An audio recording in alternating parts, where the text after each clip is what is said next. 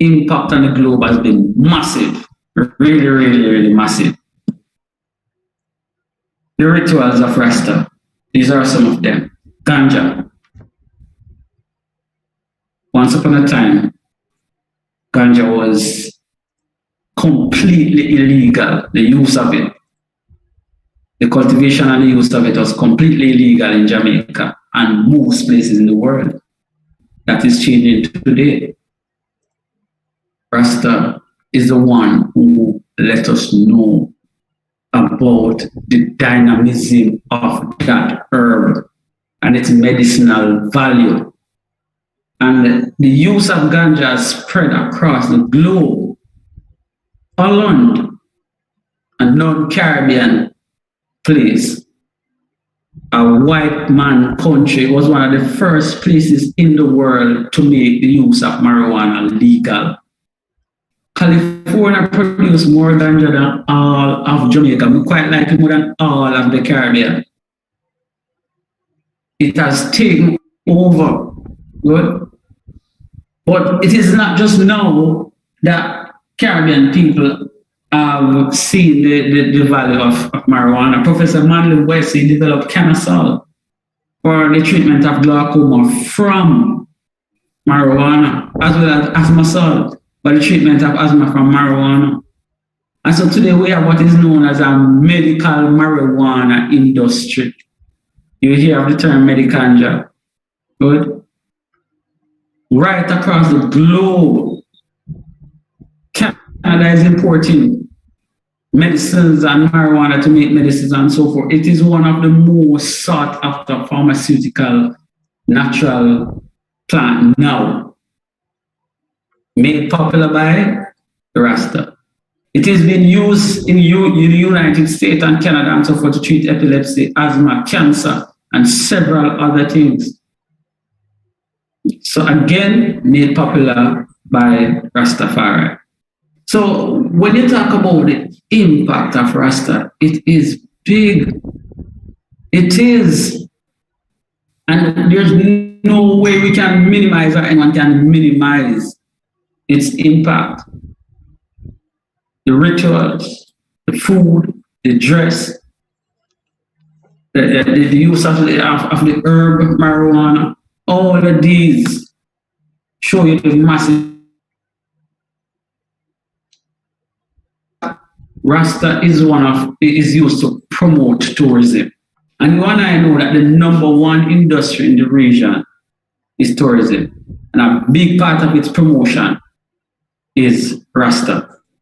So when it comes on to extra-regional impact of Rasta, we can safely say that Rastafari and their culture has had the greatest impact on North America and Europe and Asia and other places more than anything else that Jamaica would have done.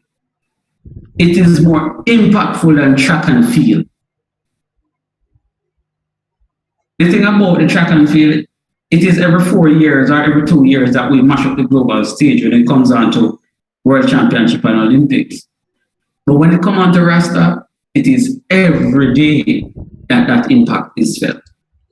So as you study and prepare for your exams, think about and focus on the massive impact that Rasta has on the globe. And Mr. Thompson now will take you into looking at how you can approach questions that is likely to come on Rasta culture, its impact on the Caribbean society, and also its extra-regional impact, which has contributed to our development. Over to you, Mr. Thompson. All right. Thank you, Mr. Valentine. And good evening again, everybody. Welcome to our workshop. Now, as Mr. Valentine said, today I'm looking at an essay question that I posted in the group chat. I'd like you all to just take a quick look at that essay question. I also posted some terms related to the essay question on Rastafari. Now, Interestingly, this is one of the more or most overlooked topics on the syllabus, as Mr. Valentine said early on. And it is actually a topic that appears at different points. We can see this topic emerging in the section on historical processes, you know, looking at the movement towards independence and looking at the impact of Rastafari on that movement. We see the topic emerging again in society and culture, right, where we speak about the traditions, Caribbean cultural traditions. We see that topic emerging in the section on development, particularly tourism, globalization. Oh, by the way, before we got there or get there, it also appeared in the section on global interactions, right? And of course, we see the topic appearing again in intellectual traditions and social justice. Same Caribbean studies syllabus, you know, guys. And Rastafari came in or appears in all of these sections. But again, we find that teachers just normally send out some stuff to students, have them read it, and then we move on. But we are really here to focus a little bit on this topic where the essay that I posted is concerned, looking at the impact of Rastafari on extra-regional societies. And Mr. Valentine would have gone through some of the impact in his presentation a while ago. Now, just before we get to this essay, I just like to speak generally on responding to essay questions at this level. Now, this is a 20-mark essay, and as most of you would have known by now, or should have known by now, or should know by now, for 20-mark essays, you're expected to have about 5 to 6 points, all right? 5 to 6 points. Now, for some essays worth 20 marks, where you are required to have at least 5 points, you'll see, like this essay, you're asked to take or make note of 4 aspects of a topic. Now, not because, and I'll show you using this essay, you're asked to look at 4 aspects. You're asked to have 4 points. No, you're still required to have 5 points for this at least 5 points for this 20-mark essay. Let me go over again, and let me read this essay question here so you can understand what I'm saying before I bring up the full thing on screen. For this question, you are asked to describe 4 ways in which the Rastafarian culture has impacted the societies of metropolitan countries. You are still required to have 5 points, even though you're asked to give 4 ways in which the Rastafarian culture has impacted the societies of metropolitan countries. You're still required to have 5 points at least for this 20-mark essay. Now, I'll walk you through the 5 points and how you come to the 5 points for a question like this. So I'm going to just bring up my essay right here.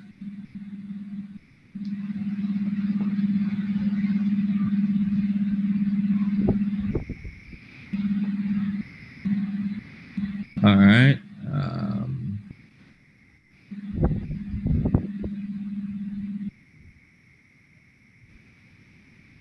All right. Is everybody seeing my screen?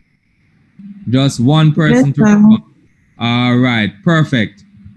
Now, when you're looking at a Caribbean Studies essay, any Caribbean Studies essay at all, the first thing you're required to do, as your teachers would have told you, is to have key terms, what they call define the key terms, sorry. So you're going to define the key terms of the essay that is before you. Now, the key terms of an essay are those terms that if changed or taken out of the essay would totally change the meaning of the essay. for this essay, the key terms would definitely be Rastafarian culture and metropolitan countries.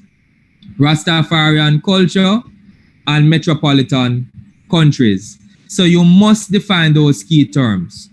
The next step after identifying those key terms is to create an essay outline. Now, it does not have to be anything elaborate, just an outline basically, where you have some terms related to the essay that you'll be using to create your points. All right. So I have some terms here on this page: religion, music, fashion or dress, food, politics, recreation / travel, Pan-Africanism, arts and festivals, social justice, global interactions, all terms related to this essay. Now we'll only need about 6 of these terms or 5 to really create an essay, because we'll use 5 or 6 to create our points, and these points will surround these 5 or 6 terms. All right, but I just put all these here so that you can have an idea of some of those terms related to this essay. Now, the next thing that you have to acknowledge, or that you have to practice, before approaching the exam, is what is known as the Peel system of writing a Caribbean Studies essay.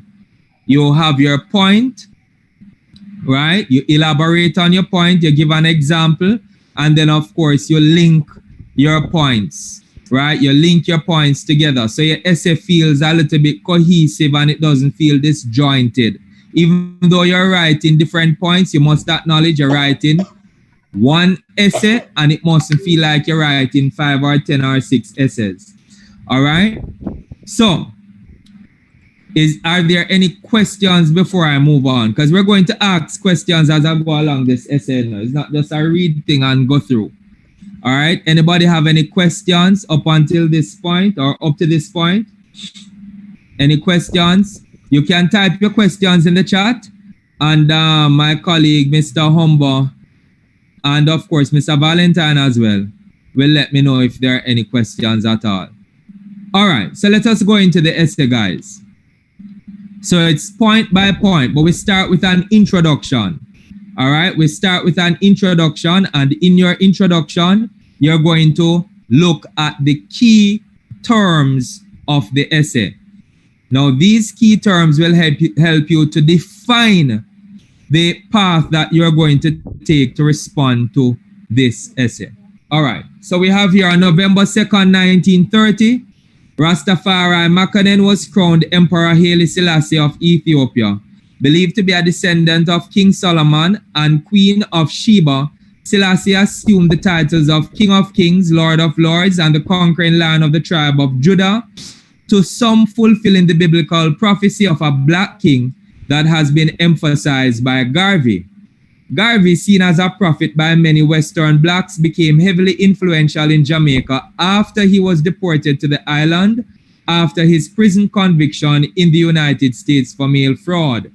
These developments, along with the economic, political, and social disenfranchisement of blacks in the British West Indian colonies, led to the expansion of the protest movement known as Rastafari, which eventually developed into a world-renowned religious sect.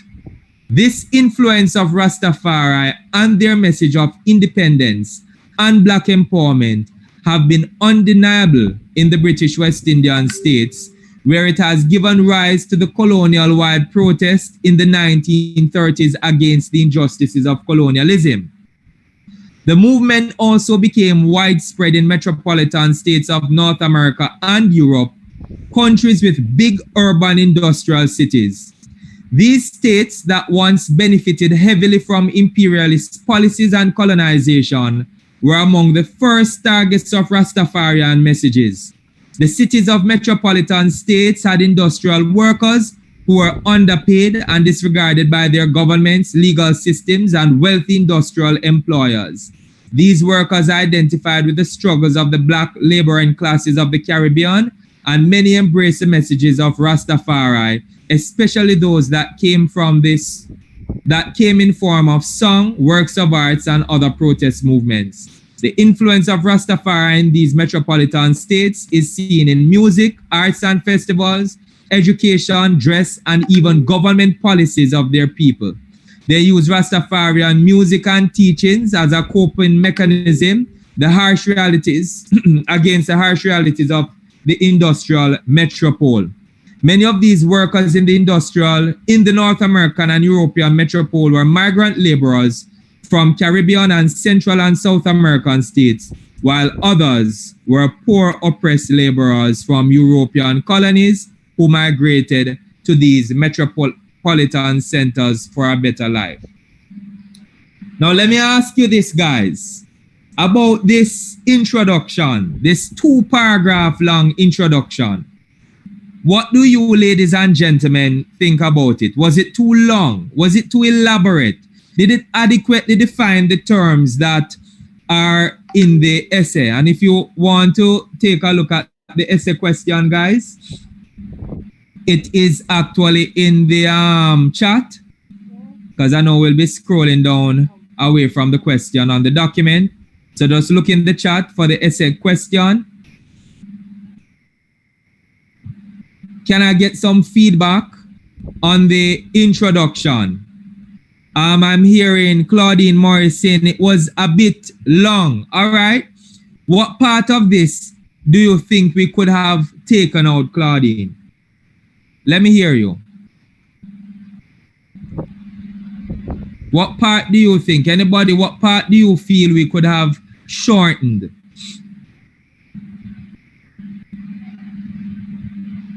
Anybody want to make suggestions? What about the first part of the introduction? On November 2nd, 1930, Rastafari Makanen was crowned Emperor Haile Selassie of Ethiopia, believed to be a descendant of King Solomon. Do you think we could have shortened this section of the introduction a bit, even taken out most of that section? Why? Can any of you tell me why?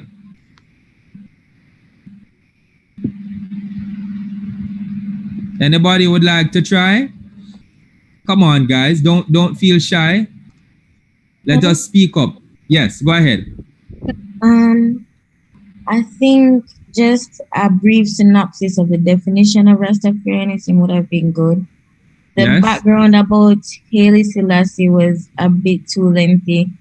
Yes. Because on the exam paper, we have extra space, but not that much, and you don't want to bore the markers. And they would like you to get to the point. Right. Don't worry though, just to get it out there, guys, do not worry about how much space you have to write your essay. Write your essays and complete your points. You're not saving anybody any money. Write your essays and you will not be penalized for asking for more paper. But you are right. We don't need this elaborate introduction to Haile Selassie and who he is. A brief synopsis would have sufficed for, just giving a little definition of Rastafari. This background information, and this is why I tell students, you need to know dates and names, right? But you have to be resourceful in writing your essay, because you remember you're strapped for time, so you won't have the time to sit and write such an elaborate thing. For an assignment, maybe, but not in an exam. Anybody disagree? We all agree on that? So we could have taken out that section there. All right, let me see what's in the chat.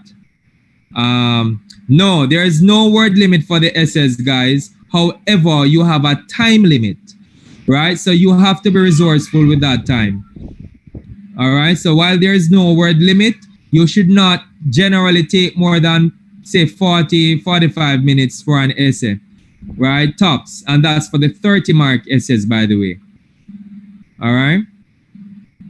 All right. So, yes, the introduction was a bit too long. But let me tell you this, though.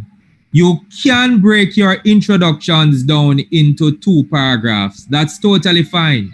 You don't have to create run-on sentences and create an introduction that takes up a whole page. right? One whole paragraph being a whole page, because then you get marked down for grammar there. You have to break up your thoughts into paragraphs if you find that there are some terms that you need to clarify and one paragraph will not be enough. So it's a myth that you should have no more than a paragraph or an introduction. You can have two. That's totally fine. All right, just to clarify. All right, are we clear? Can we move on to the next, to the actual points now? All right, so let me move on to the first point of the essay. Rastafari's biggest influence on the metropolitan countries is its resistance against the economic, political, and racial establishment of colonialism.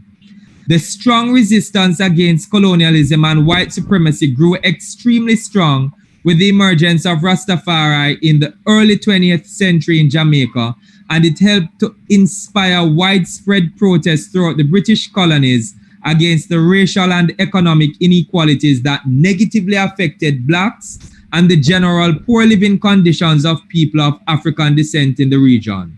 The British actually set up a commission coming out of those protests that led to the establishment and legalization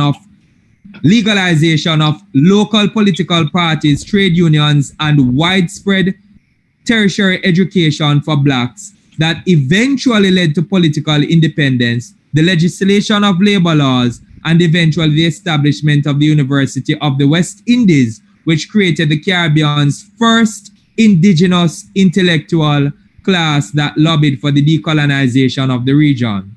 It can be seen that the Rastafari movement, always against colonialism, through its messages against colonialism in promoting black power and rights, gave Caribbean residents the inspiration and boost they needed to, over time, lobby for and gain independence. This anti-colonial message was spread in part through the emergence of reggae and dub, which are the prevailing musical styles of Rastafari, which became extremely popular in the Caribbean and eventually throughout the world.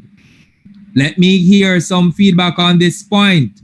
Was the point clear? Did it fully highlight the impact that Rastafari had on the British metropole? What could have been done to improve this point? Anybody? Anybody would like to take this on? Was the point clear? What could have been done to improve this point, young ladies? What about the sentence structure? Are you guys seeing any run-on sentences? Any sentence that's a bit too long? Take a look. What do you guys think?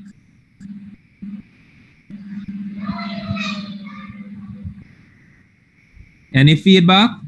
Everybody good? Let me see. I was thinking, good night. Yeah. I was thinking it's a bit hard to follow because the sentences are really long and a lot of Very words. good.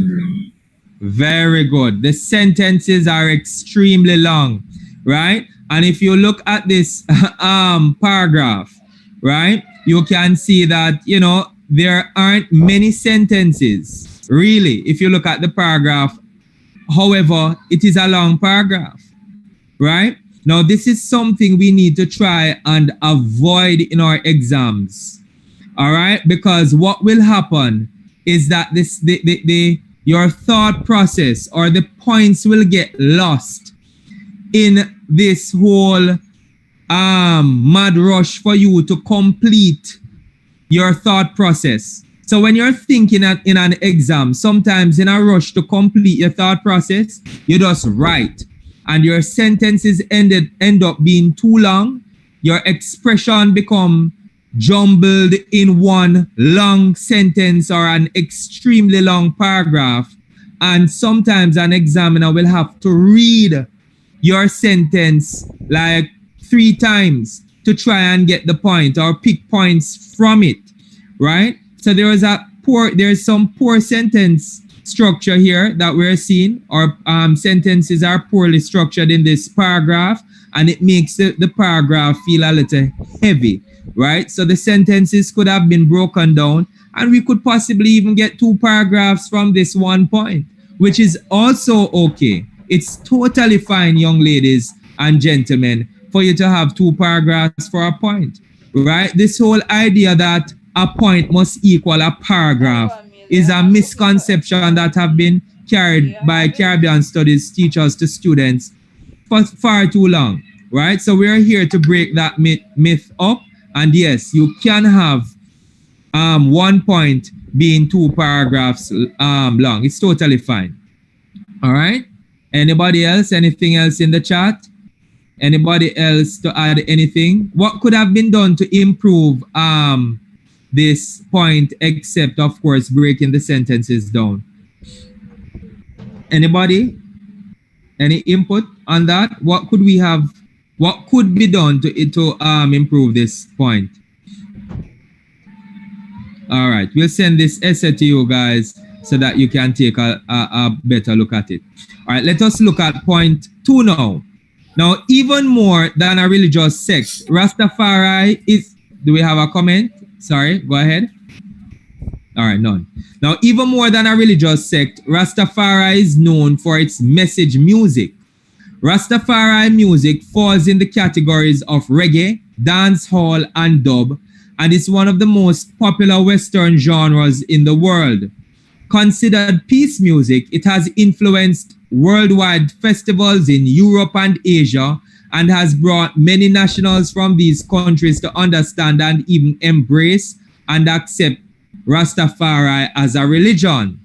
Rastafari music have also influenced many artists from metropolitan countries to convert from their own indigenous genres and create beats, dubs, and lyrics inspired by Caribbean Rastafarian musicians such as Bob Marley and the Wailers, Dennis Brown, and more modern Rastafari acts such as Sizzler and Capleton. Countries such as Japan and Germany have their own local born and grown music reggae acts who consider themselves as Rastafarians.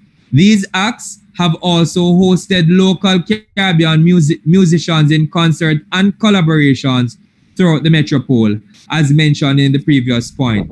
The message of Rastafari is immensely popular in these countries. So this point is telling you that the Rastafarian music have inspired musicians from outside the region in metropolitan countries to conform to Rastafari, right? And also to create Rastafari music or music about the religion in their own countries, right? What do you guys think about this point? How was the transition from the first point to this one? Were there enough examples used in this point? Was it clear? Is the impact clearly outlined? Is the paragraph structure a bit better, right? Is the point shorter and a little bit easier to understand? I'm seeing from Alexi, this point is good in my opinion. The transition was good. Yes, better and concise. Very good. Well, you guys can mark CXC, man. Very good, young ladies and gentlemen. It was clear, but some examples of the foreign reggae artists would have been good. Nice, nice. This is from Miss Utley. Very good, Miss Utley.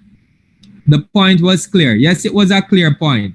But I do agree some more examples regarding foreign reggae acts could have been good here. Possibly noting a German foreign act or an act from Britain, a reggae act from Britain, right? That's a very good thing that we could add there. All right, this is more like it, but the word Rastafari was used a lot. All right, nice. You guys are teachers, can be students. We're getting such insights on essays, on this essay from. Very good. Very good, young ladies and gentlemen. All right. All right, so we're going to move on to the next point quickly. We don't want to keep you guys too long. All right, now as a religion, Rastafarianism has grown exponentially throughout the and take note of this word right here. I want to just speak about these types of terms at the end of this point.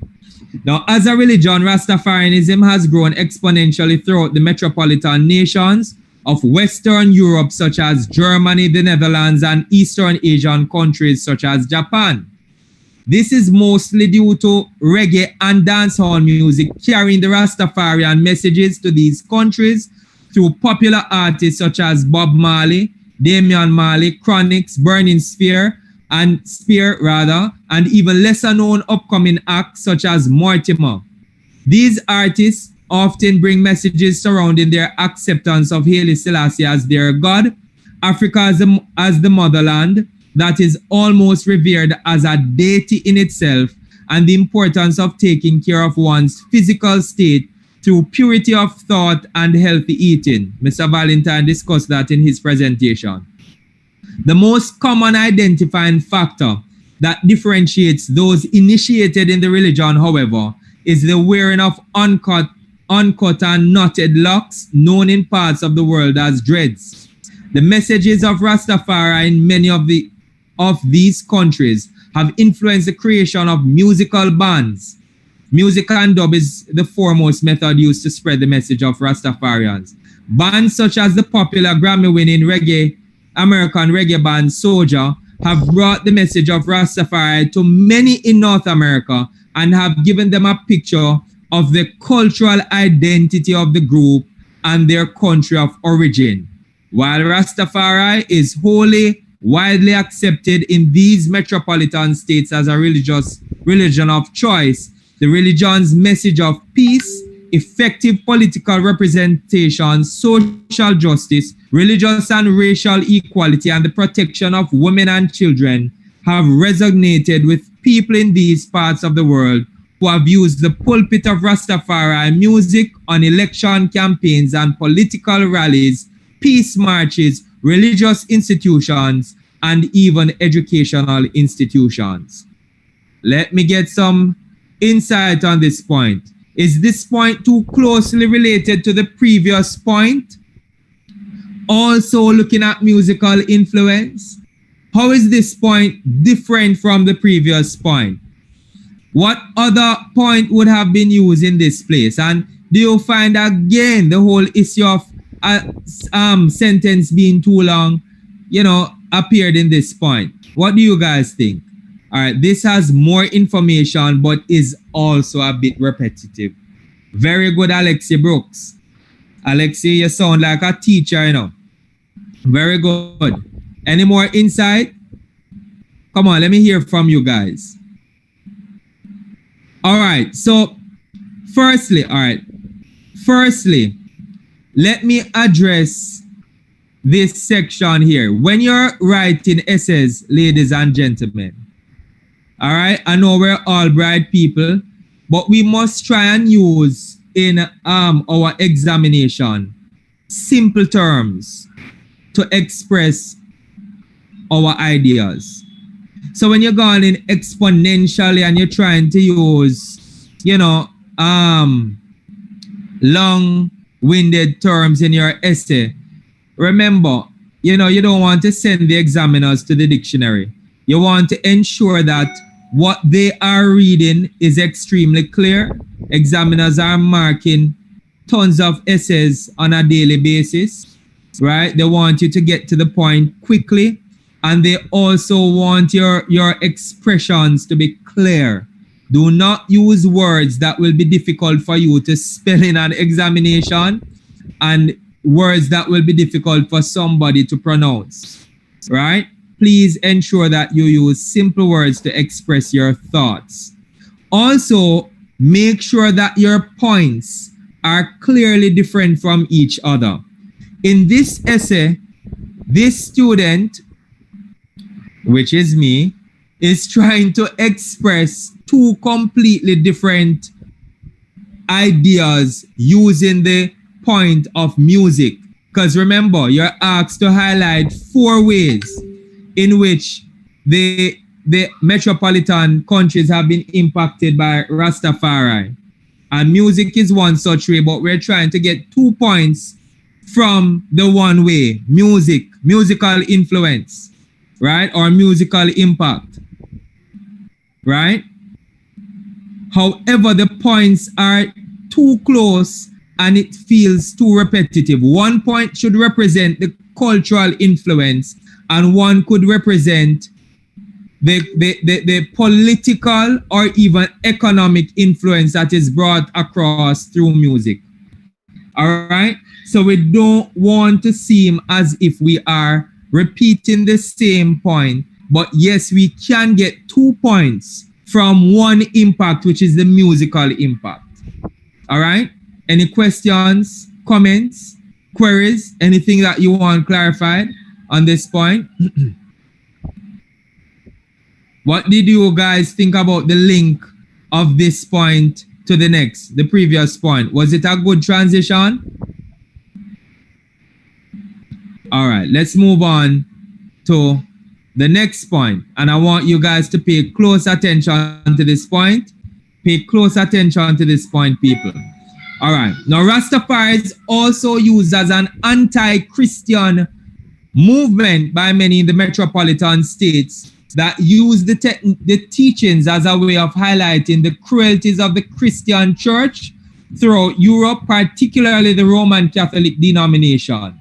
The church's support of slavery, the colonization and oppression of African states, and the pillage and plunder of the economic wealth of African states are all atrocities that are highlighted by Rastafari that residents, citizens, and migrants to metropolitan countries of North America and Europe use to protest respective governments of these states that legislate and support policies and laws that resemble the oppressive regimes of the former colonial states. Terms such as Babylon emerged to describe the oppressive regimes of metropolitan states and are often used in songs and dubs to describe metropolitan countries such as Britain and the United States of America, or organizations, governments, and armed forces that are still seen as their agents in their former colonies. The former monarchies and governments of these metropolitan states have often tried to shake the stigma of being the oppressors of blacks, as they are described by Rastafari, by having what seem to be apology tours, where they visit former slave colonies and decry the heinous acts that occurred under slavery and colonial governments. These tours often see representatives of these monarchies visit Rastafari villages where they collaborate in song and dance as a show of unity, but is seen by many as a mere smoke screen to temper the anti-colonial messages of Rastafari. An example of this is Prince William's recent visit to the Jamaican Rastafarian village known as Judgment Yard, where he and his wife were entertained by Rastafari in songs and dances that oddly did not have the usual anti-colonial messages. The question is, though, is this a good move to put the past behind and move towards healing? Can the continuous burning of fire on Babylon lead to the alienation and underdevelopment of former colonial states that need these metropolitan countries as economic and political partners in a global space? We see Rastafarianism here being linked to globalization, right? Which will come as the next point. And we also see where we're speaking about the messages of Rastafari being used to really decry the atrocities carried out by these metropolitan states. And these embarrassed states now trying to appease their former colonies by visiting and, having what we call in this essay apology tours. What do you guys think about the structure of this point? Was it good? Right? Very good transition. I see very good transition, give adequate backstory and show the impact on other societies. All right. Good Javani. Second sentence was too wordy and also a bit redundant. However, I like the fact that you have used contemporary examples. Nice. Yes. Glad you noted the contemporary examples. Alexino, coming on. This sounds like a rant in an editorial. I think it is too opinionated. Question mark. What do you guys think? Too opinionated? Yes, I find that it was too opinionated as well. All right. Yes. You want to keep your expression a little bit objective in your essays. Very good that you guys noted this. You guys are teachers, you know. Right? You're not a teacher, can be students. What do you guys think about the rhetorical question coming to the end of the point? What do your teachers think about your use of questions in your essays? Do they approve? What do you think about the use of questions in your essays? Look at the end of the point where it says, the question is though, is this a good move to put the past behind and move towards healing? Can the continuous burning of fire on Babylon lead to the alienation and underdevelopment of former colonial states that need these metropolitan countries as economic and political partners in this global space? What do you guys think about the use of these questions? Anybody? Do you think the questions can be used as a good transition into other points? Yes, you can use questions in your essays, right? You can use questions in your essays to make your points. In this argumentative type essay, you can use questions. It's totally acceptable. And, you know, if used well, you get points for expression, right? And they are good ways of transitioning to other points. Yes, go ahead. Yes, it is as used there. Yes. Those questions are effective. But one of the things that we would have found over the years, and I'm sure you can easily recall, is that yes, oftentimes students use the questions and leave them hanging. Yes, so, true. The fact is you're in an exam to answer questions. Yes. So never use questions that you don't plan to answer. Don't allow it to be completely rhetorical. After asking those questions, then I guess maybe the next paragraph, I don't know because I'm not the writer of the essay, should now show how taking such a stance can impact on the development, but don't leave the questions unanswered. You're in an exam to answer questions, so any questions that you're going to write, make sure you answer them. Very good point, Mr. Valentine. Extremely well said. And this is why, ladies and gentlemen, you use these types of questions mostly to link points with each other, right? So as Mr. Valentine says, go ahead. Sir Thompson. Yes. I just might add quickly. Yes. A plug that is why it is important for all of you and your friends to come to the marathon that we'll be having.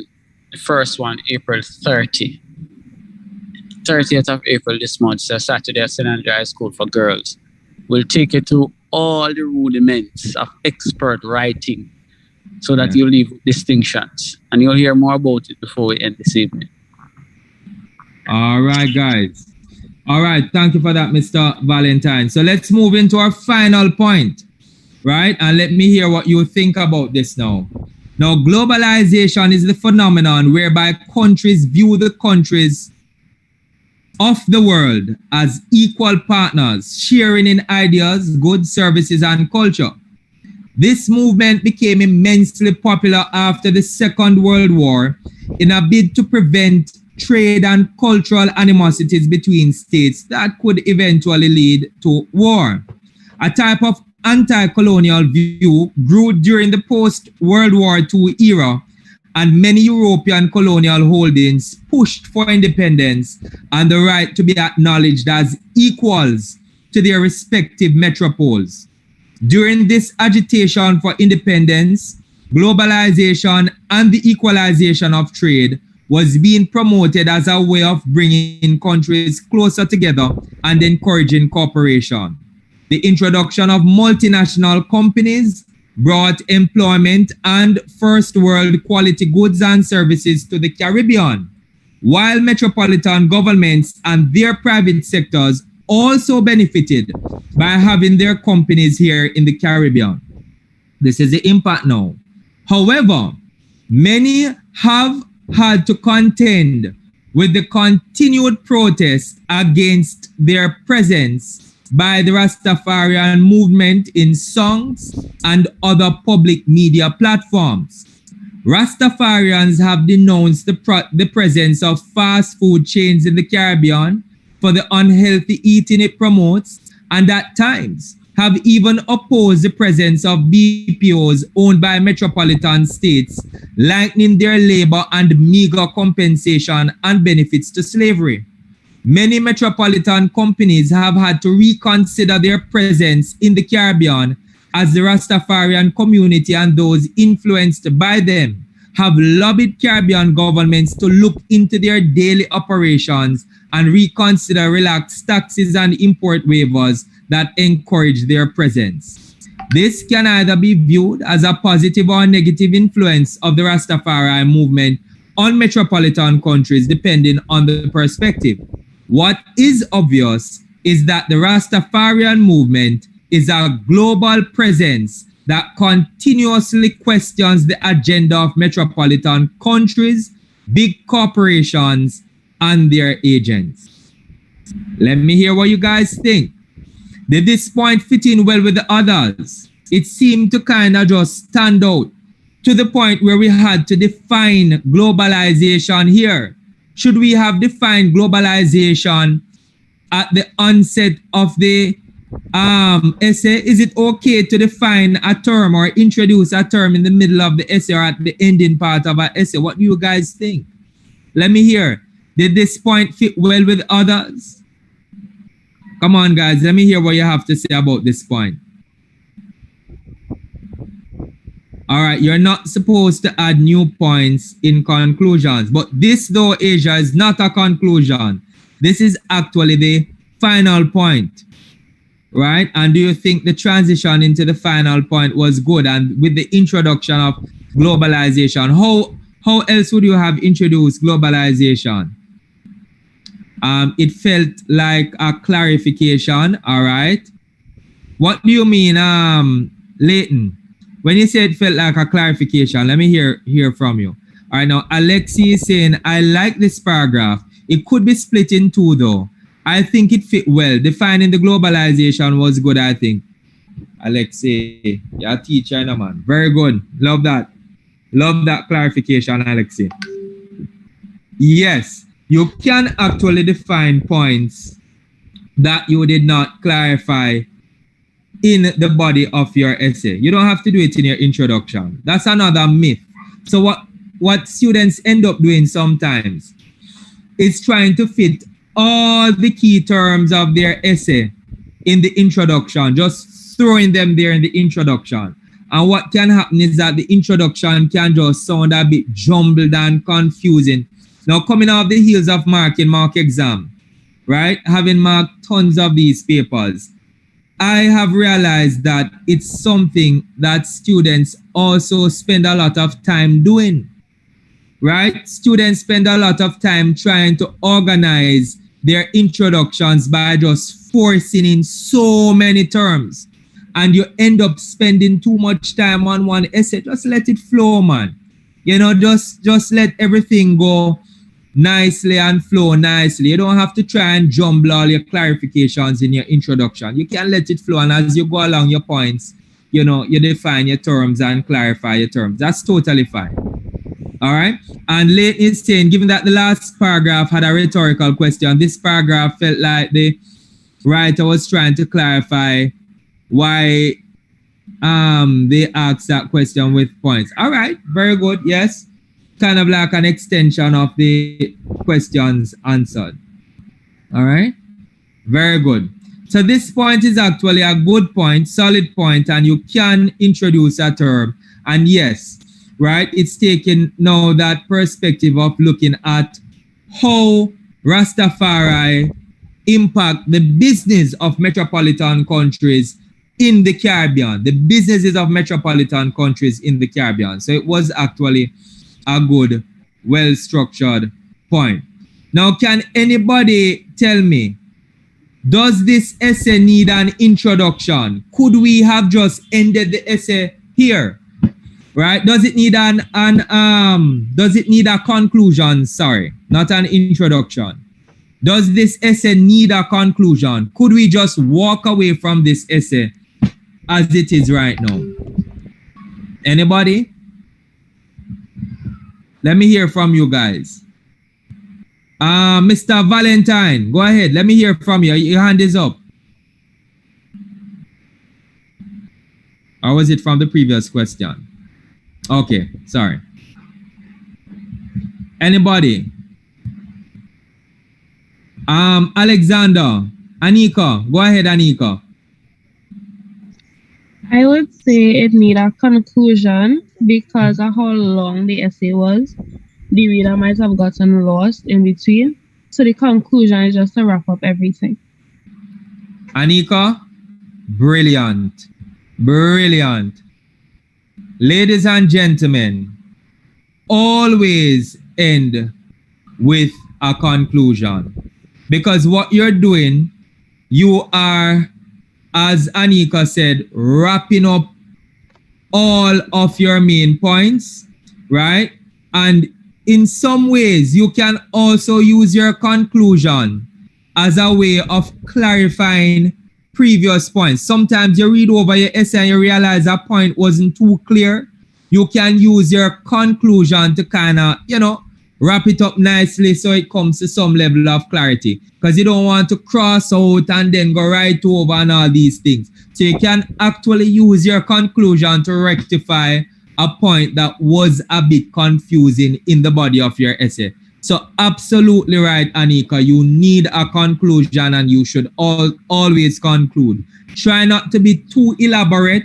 Try not to raise any new points in your conclusion. Try not to bring any definitions in your conclusion that you're not going to elaborate on. Make sure that you conclude, right? You leave no questions unanswered in your conclusion and you wrap everything up. All right? Sir Thompson? Yes, Mr. Valentine. That's it for me. Remember that if a candidate, if a student do not have a conclusion, automatically they lose mark for inquiry and communication. Automatically. Definitely. And for a question like this that is 30 mark, you're risking losing about 4 marks out of the 8. So you can't do that. This is a no-no, none at all.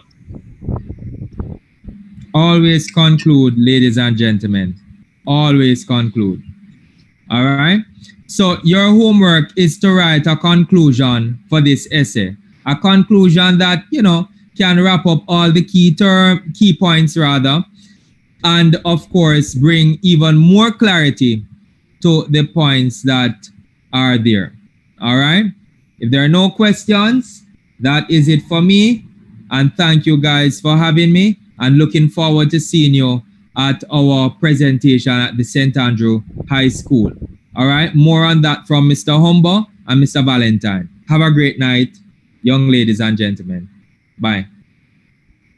Oh, hold on. I'm seeing some things here in the chat. Okay. All right. All right. That's it for me. Mr. Humber. Thank you, Mr. Thompson. On the 30th, it's the 30th of April. For the Jamaicans on this call, we'll be doing a face-to-face seminar on Caribbean studies. A registration will be out. Recording stopped. A registration will be out on how to register for such a seminar and how to participate in such a seminar. For those who are from the Eastern Caribbean, and I'm seeing that we have a lot of Eastern Caribbean students on the call, we are going to arrange an online seminar as well for you to come. Do we have any questions so far? Anything to add, Mr. Valentine? Just to encourage students to ensure that they work on their SBA thoroughly. It values 40% of the overall grade. And so when your teacher asks you to submit on time so that they can get to review them, give you feedback, valuable feedback, so that you can maximize the marks allocated. And this is just a start of what is to come from Carib Studies world. Look out for us.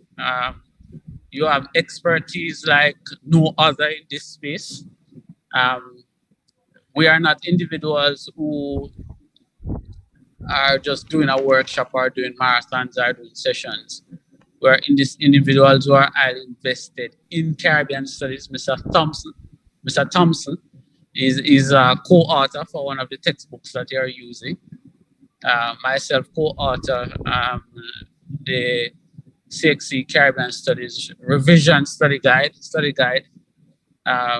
Mr. Humber is a renowned specialist. We have tons of years of experience and know-how. We teach people to get distinctions. And so ride along with us. Look out for us. Don't go to the fake ones. What you'll get here is real. So again, see you on the 30th online, as well as face-to-face. We'll have our first exam preparation marathon session workshop, and there is a lot that of resources that you will get. So that's it from me. Over back to you, Mr. Humber. Anything to add, Mr. Thompson? That is it for me, Mr. Humber. Just looking forward to see all of you. And for those of you who are in other countries, don't worry. We will be having an online workshop. We're actually planning to have one, and we will be inviting you, ladies and gentlemen. So please, those of you in the other islands of the Caribbean, don't worry. We'll be facilitating you online as well. All right? All right. It's possible that we might be able to live stream the face-to-face session that we're having to have one Caribbean integration. Yeah, that's possible for that day. We can look into that, yes. Right. All right. Gentlemen, it was good to have this seminar. Any questions from how do we get the link? A link will be sent, Ness, the same way how you got it. It will be sent out again. So in another week or so, you'll see a link out from Carib Studies World. I know that there are some St. Kitts people on, some from Barbados, St. Vincent, and Trinidad. We'll get to you pretty soon.